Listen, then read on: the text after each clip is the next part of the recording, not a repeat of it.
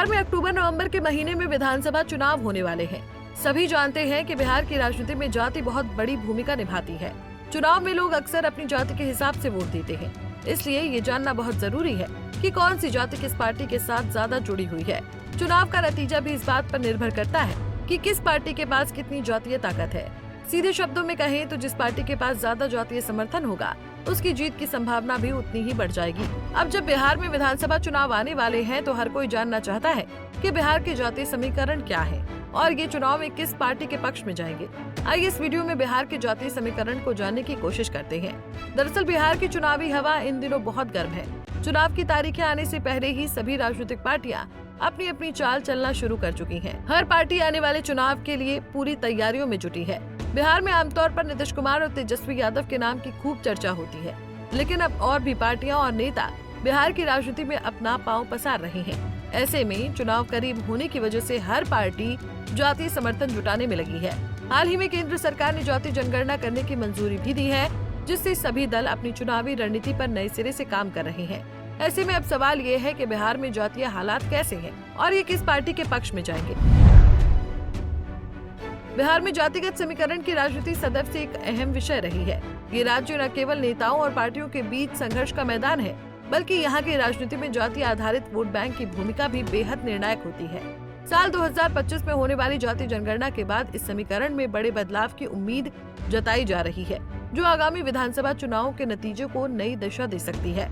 अगर जातीय आंकड़ों पर नजर डालें तो यादव समुदाय की आबादी लगभग 14.26% है, जबकि मुस्लिम आबादी करीब 17.7% के आसपास है।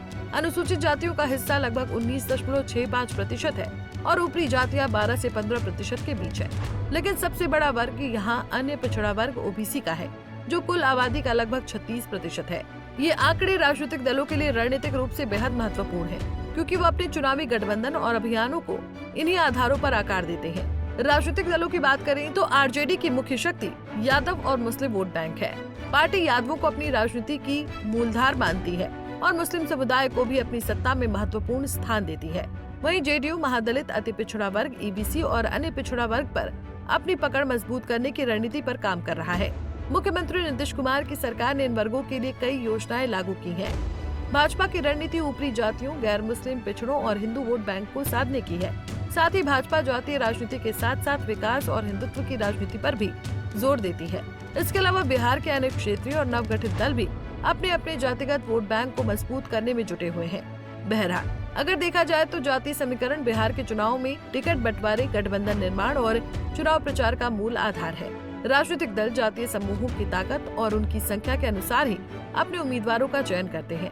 पिछली बार भी बिहार विधानसभा चुनाव में जातीय समीकरण ने ही जीत हार तय की थी। साल 2025 की जातीय जनगणना की घोषणा ने इस समीकरण को और भी जटिल बना दिया है।